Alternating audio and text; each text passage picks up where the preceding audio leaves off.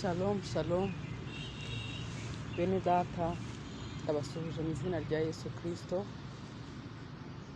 kandi ndabifuriza amahoro ya Yesu Kristo kugira ngo agurire mu mitima yanyu. Ndetse natwe twese amahoro Yesu Kristo yadusigiye agurire mu mitima yacu. Turashima Imana ko ari umwungeri wacu n'umurinzi wacu wo kwizerwa. Tuboneye umwanya wo kuza hano kugira ngo tuganire. Tuganira gatoya. Imana rero ishimwe ko itwemereye ko tubona umwanya wo kuganira. Imana ibihere gucyubahiro. Reka dusenge. Uwiteka mwami Imana yacu, byiringiro byacu bizima, tugushimiye kuri wo kwizerwa, tugushimiye ko utajya uhinduka, tugushimiye ko wabayeho byose bitarabaho, ibiriho byose byaremwe nawe. Izina ryawe rihabwe icyubahiro. Ushimwe ko tuboneye umwanya mwiza nk'uyu wo kuba imbere yawe kugira ngo tubashe kuganira. Ndakwinginze rero Umwuka Wera kugira ngo uze kuza kubana natwe, ubashe kugira ibyo ukoze kubw'uyu mwanya, bibasha gukangura imitima yacu no kuyikomeza muri uru rugendo dufite rujya mu ijoro. Urakoze kuko uri Imana iri kumwe natwe kandi uzakomeza kubana natwe mu izina ryawe Yesu Kristo. Amen.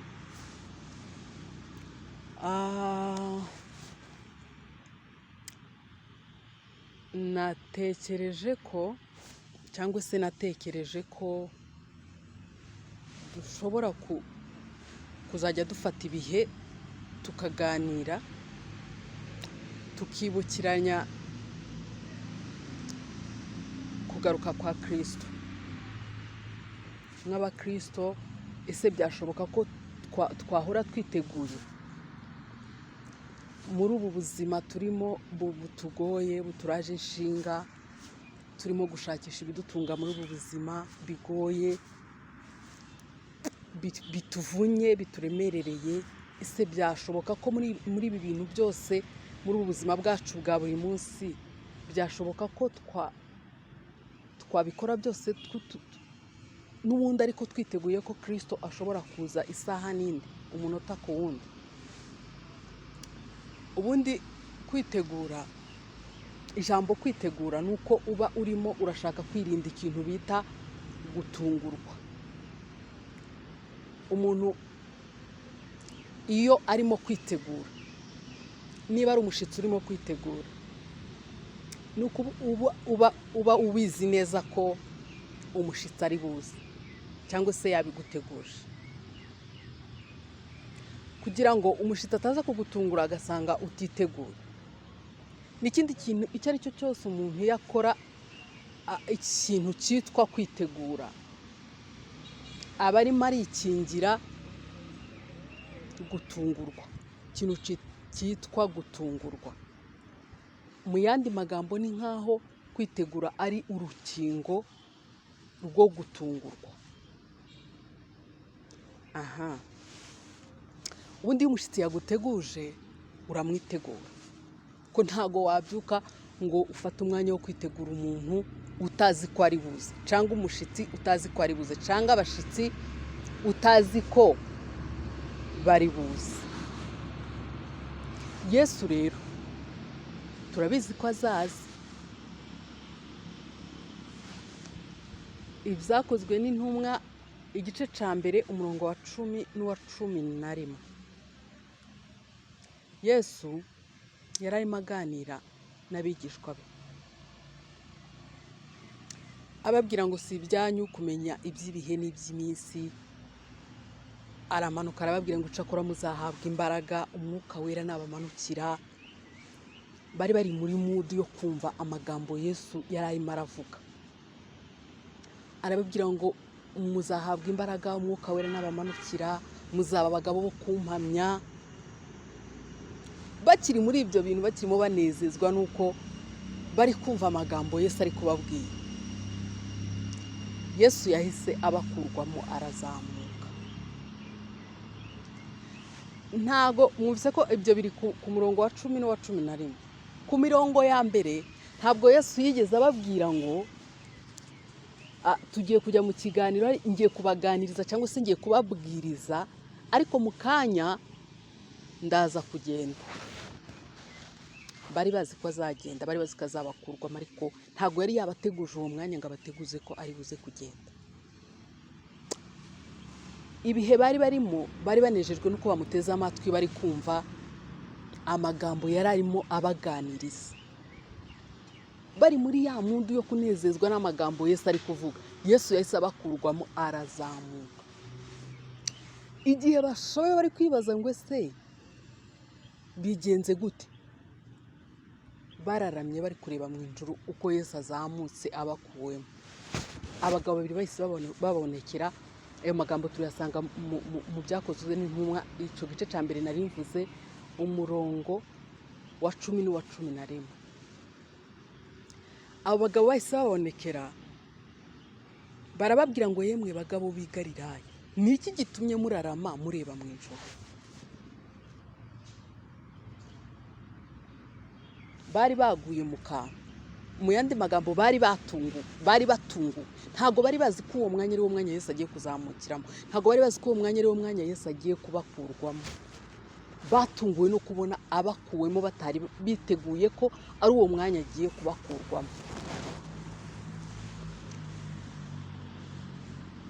Icyo gihe batunguwe, bararamye bari kureba mu ijuru, bibaza ikintu kiri kubabaho, bibaza ukuntu bigenze. Abo bagabo bahise babonekera. Ijambo ry'Imana rivuga ko bari bambaye imyenda yera. Tuze kuza kuhasoma. Ngo barababwira ngo kumubonye agiye, ukumutunguwe mukabona aragiye, mutari muzi ko ari wo mwanya agiye kugenderamo, niko azagaruka. Aha nari ngendereye kuvuga ngo uko byagenda kose Yesu azagaruka. Turabizi ko azagaruka. Muri Yohana ndimo ndagira ngo turebe ahantu haduhamiriza neza ko uko byagenda kose Yesu azagaruka. Muri Yohana ibice 14 umurongo wa 3, reka tuhasome. Haravuga ngo kandi ubwo ngiye kubategurira ahanyu, nzagaruka mbajyane iwanjye, ngo aho ndi namwe muzabeyo. Ngira ijambo nashakaga, nzagaruka.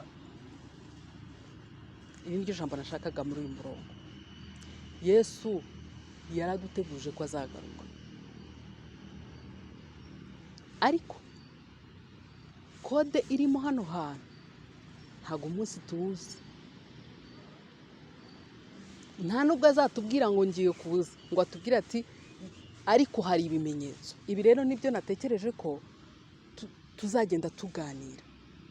Mwese uko turi kumwe hano kuri uyu murongo muri abatumirwa. Nuzagira igitekerezo cyo kudusangiza uzatubwire, tuzagenda tubyiga. Ese byashoboka muri ubu buzima ko umuntu yabaho muri ubu buzima?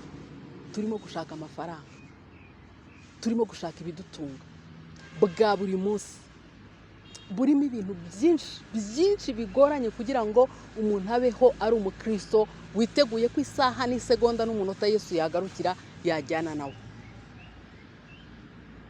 Ese byashoboka?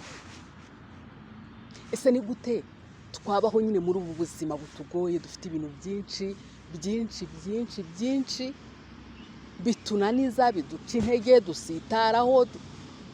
Ni gute twabyitwaramo kugira ngo dukomeze tube turi abakristo bahora biteguye ko Yesu isaha iyo ari yo yose yaza, yasanga twiteguye tukajyana nawe?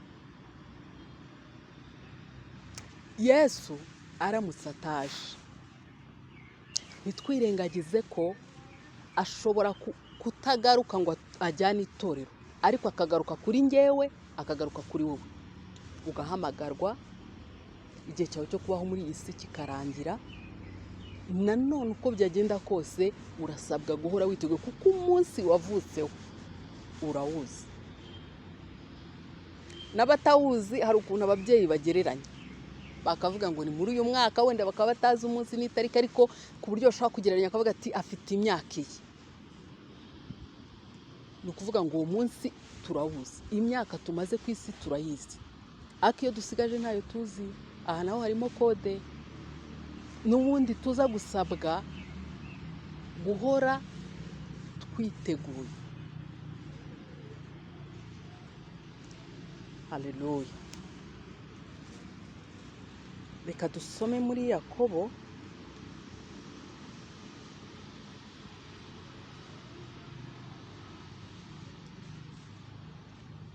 uko byagenda kose. Hano ikintu ndi gushaka kuvuga nuko Yesu yagaruka akajyana itorero, dusabwa guhora twiteguye. Yagaruka kuri wowe cyangwa se akagaruka kuri nge ku muntu ku giti cye, n'ubundi usabwa guhora witeguye, kuko ibihe tugezemo twese ni ibihe bidushobeye, bitigeze bibaho. Kera abantu barapfaga pe, ariko ntabwo bimeze nk'ubu. Kandi urumva kera hanjye nyine ni kera ariko si kera cyane. Ubwo wenda nka kera h'ababyeyi bacu ho nyine ni kera, ariko nka kera hanjye ntabwo abantu bapfaga nk'uko bari gupfa uyu munsi. Ibyo ni ibihe bigenda bihinduka. Umuntu araryama ntabyuke, umuntu aragenda ku kazi ntatahe. Uko byagenda kose turasabwa guhora twiteguye. Kadusome Yakobo ibice 4 umurongo wa 13.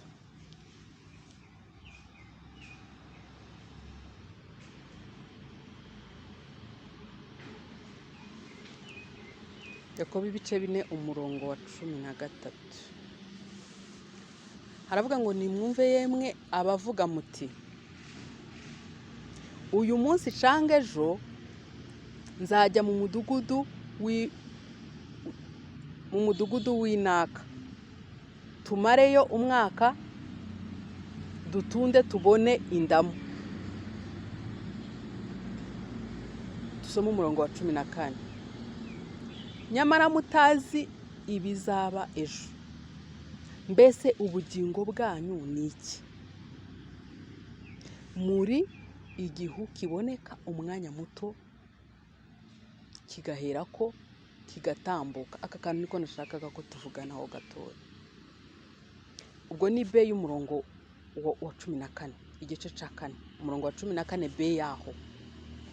Ngo ubugingo bw'umuntu, ngo umuntu ni igihu, ngo kiboneka umwanya muto, ngo cyarangiza kigatambuka. Kandi niko bimeze. Sinzi niba abantu babaye ahantu haba igihu cyinshi. Hari abantu wenda batabaye ahantu haba igihu cyinshi, ariko abantu babaye ahantu haba igihu cyinshi, iyo mubyutse mu gitondo igihu cabaye cyinshi, uba wibaza ngo se haraza guca iki gihu, kiraza kugenda hake tube turi kubona ahantu hose, tubone imisozi, tubone. Ariko mu masegonda makeya, mu minota mikeya, iyo izuba rivuye cyangwa iyo izuba ryatse gato cyane, gato, cya gihu ntujya umenya ahantu kigiye. Noneho niyo uri kugenda uri mu gihu, aho ugeze ubona kigenda gisa nkaho kigirayo. Nuvuga ngo igihu nicyo kintu gifata igihe gitoya mu gitondo. Ijambo ry'Imana rero yavuze ngo umuntu, ubugingo bw'umuntu, kubaho k'umuntu ni nk'igihu gifata umwanya mutoya cyarangiza kigatambuka.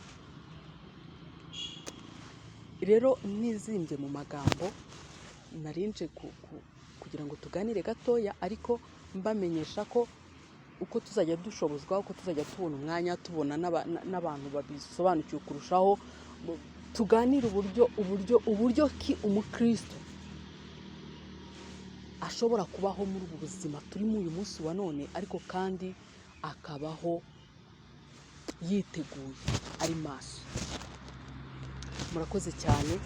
Amahoro y'Imana akomeza abane namwe. Amen.